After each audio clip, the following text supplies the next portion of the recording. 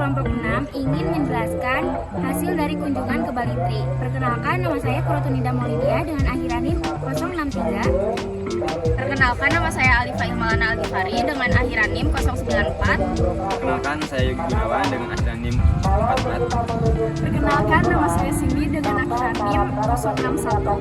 Perkenalkan, nama saya Fatul Rahman dengan akhiran NIM 007.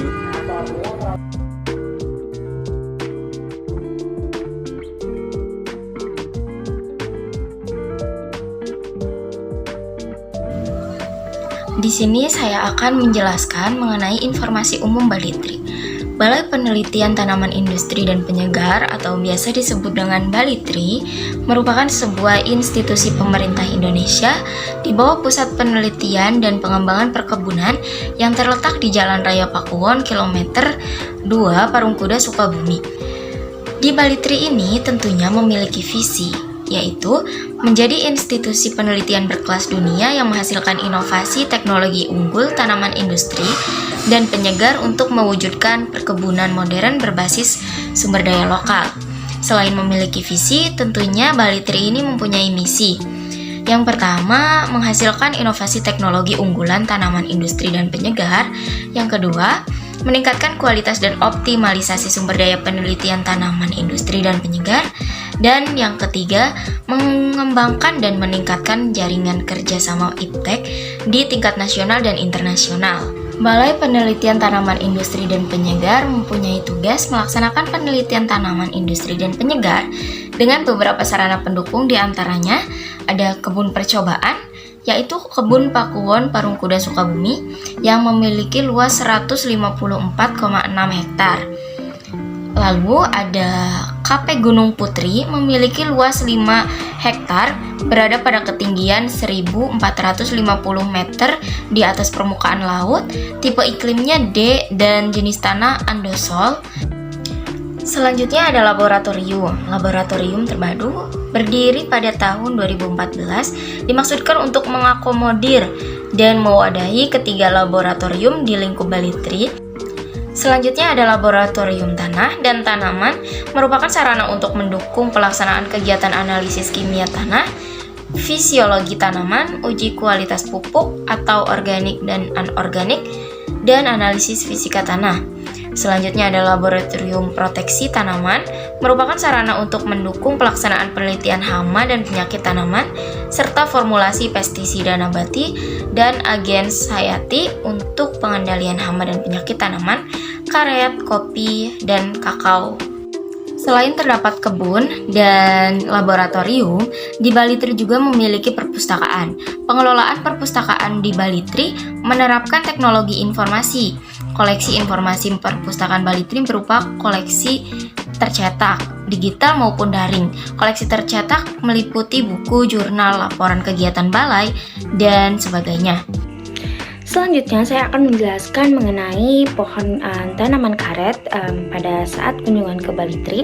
Pohon karet yang sudah dewasa dan siap untuk disadap adalah pohon yang berumur 4,5 sampai 6 tahun dengan ukuran lingkaran batangnya mencapai 45 cm dan diukur pada bagian 100 cm di atas penyatuan okulasi. Hal itu dilakukan untuk mencegah penyadapan yang terlalu dini yang berimbas kepada kurangnya volume lateks atau getah karet pada periode sadap yang selanjutnya.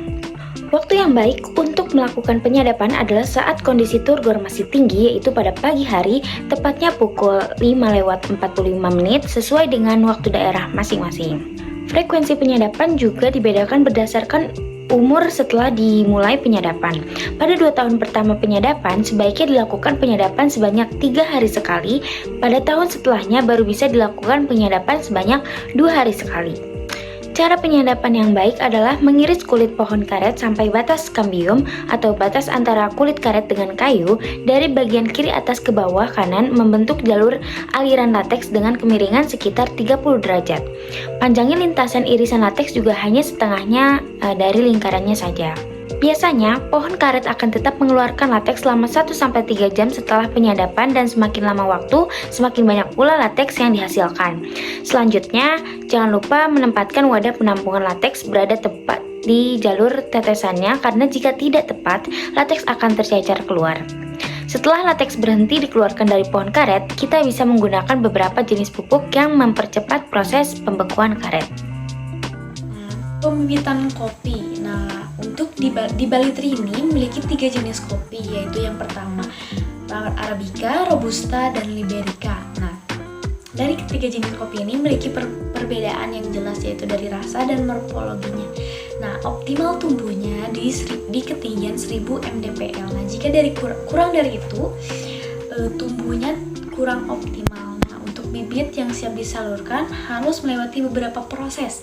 Nah, untuk proses yang pertama itu dari buah yang sudah matang secara fisiologis, lalu dipanen, diproses, lalu dipindahkan ke penyemaian, lalu disemai. Nah, untuk penyemaian ini memiliki 2 jenis tipe penyemaian. Yang pertama yaitu serdadu. Serdadu itu yaitu kopi yang belum ada primordianya, jadi biji kopi tapi sudah ada akarnya. Nah, untuk umurnya itu antara 3 sampai 4 minggu. Nah, untuk yang kedua yaitu kapelan. Nah, untuk kapelan ini memiliki umur 8 minggu dan sudah ada primordianya 2 pasang di kanan dan kiri. Nah, setelah disemai ini dilakukan proses transplanting, yaitu dari perpindahan dari penyemaian ke polybag. Nah, setelah itu perawatannya terdiri dari penyiangan, regrowing itu pengambilan tanaman yang tidak ditanam. Nah, yaitu yang selanjutnya penyulaman dan lain-lain.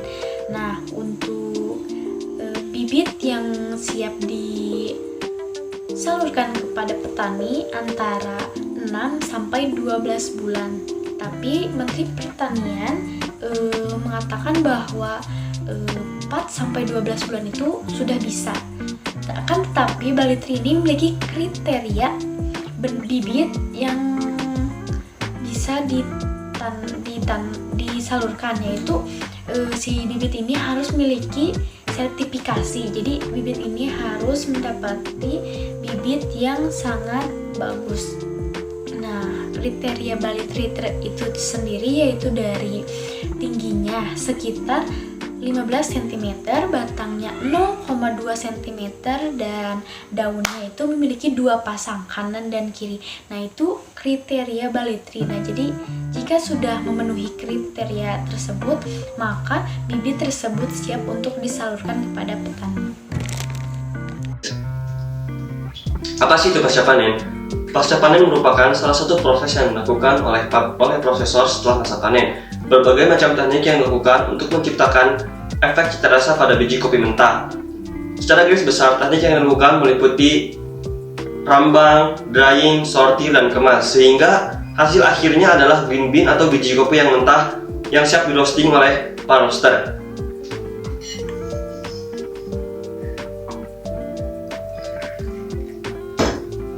Jangan lupa ngopi ya. Mengenai proses pasca panen dari buah kakao.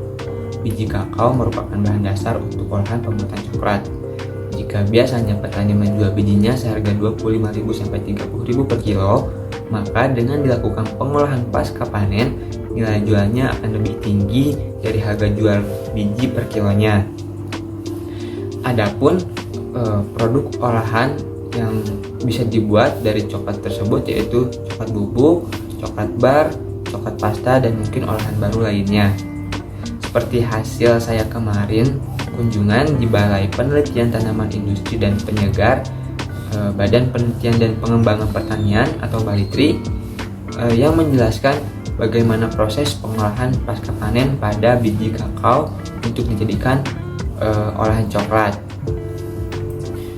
Untuk dapat dijadikan olahan coklat dari biji kakao, terlebih dahulu biji kakao melalui proses yang lumayan panjang. Tahapan dalam mengolah kakao menjadi produk yang lebih bernilai dan berkualitas dimulai dari pemilihan buah kakao. Saat panen buah kakao yang siap dipanen ditandai dengan adanya perubahan warna kulit buah. Warna hijau menjadi kuning, warna merah menjadi jingga, dan tangkai buah mulai mengering. Apabila diketuk akan mengeluarkan bunyi nyaring. Setelah dipanen, dilakukan sortasi, yaitu memisahkan buah berdasarkan kategori buah. Buah kakao terbaiklah yang nantinya dipakai untuk diproses ke tahap selanjutnya. Setelah sortasi selesai, dilakukan pemecahan atau pengupasan dengan cara memukul buah yang satu dengan yang lainnya atau dengan menggunakan pemukul kayu. Setelah itu dilakukan fermentasi dengan memasukkan kakao ke keranjang ataupun kotak fermentasi bertingkat ataupun kotak fermentasi berputar. Fermentasi membutuhkan waktu sekitar 5 hingga 7 hari. Selanjutnya dilakukan perendaman dan pencucian agar kulitnya lebih tipis dan rendemen berkurang, yang menjadikan proses pengeringannya akan menjadi lebih cepat. Kemudian biji kakao dikeringkan dengan cara dijemur di bawah sinar matahari, ataupun bisa juga menggunakan mesin pengering, ataupun kombinasi keduanya hingga diperoleh kadar air dari kakao tersebut sebanyak 7%. Setelah dikeringkan, dilakukan sortasi kembali dan grading. Setelah 1 hingga 2 hari biji dikeringkan agar kadar air seimbang sehingga biji tidak terlalu rapuh dan tidak mudah rusak. Tujuannya untuk memisahkan kotoran dan biji rusak atau cacat dengan biji yang bagus. Biji kakao kering dimasukkan ke dalam tempat penyimpanan dan kemudian disimpan dalam ruangan yang bersih, kering, dan memiliki lubang ventilasi udara. Biji kakao dapat disimpan kurang lebih 3 bulan sebelum ke tahap pengolahan selanjutnya. Lalu, bagaimanakah cara pengolahan kakao agar memiliki nilai tambah? Nah, biji kakao dapat diolah menjadi bahan setengah jadi berupa pasta lemak. Dan bubuk kakao dapat dimanfaatkan menjadi berbagai produk jadi lainnya, seperti minuman coklat, permen coklat, dan produk-produk lainnya. Tahapannya adalah dengan penyangraian biji kakao yang telah kering tadi atau pemanggangan yang dilakukan dengan mesin sangrai biji kakao atau roaster. Biji kakao yang akan disangrai sebaiknya berkadar air 7 hingga 8%.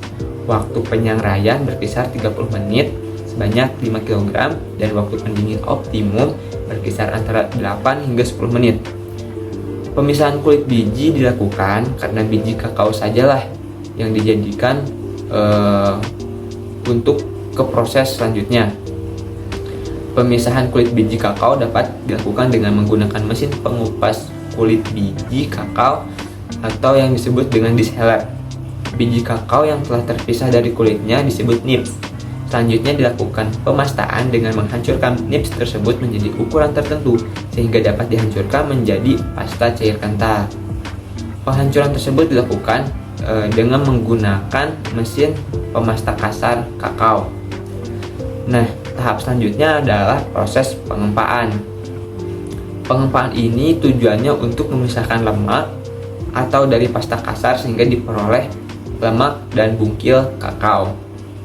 Proses ini menggunakan alat pengempal lemak kakao hidrolik horizontal yang akan menekan pasta kakao dengan kapasitas produksi 500 hingga 1000 gram. Nah, tahap berikutnya adalah proses pembuatan bubuk coklat yang diperoleh melalui proses penghalusan bungkil hasil pengempaan. Proses penghalusan dilakukan dengan menggunakan mesin pembubuk kakao.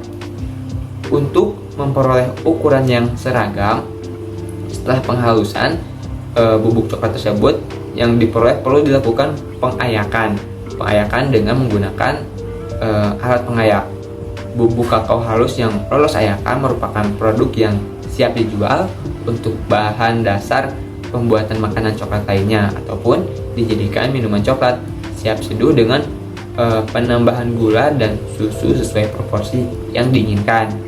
Nah, sebetulnya ada banyak proses lanjutan ketika akan dijadikan coklat yang jadi seperti coklat bar, coklat pasta, dan mungkin coklat lainnya. Sekian pemaparan dari kelompok kami, kurang lebihnya kami mohon maaf. Wassalamualaikum warahmatullahi wabarakatuh.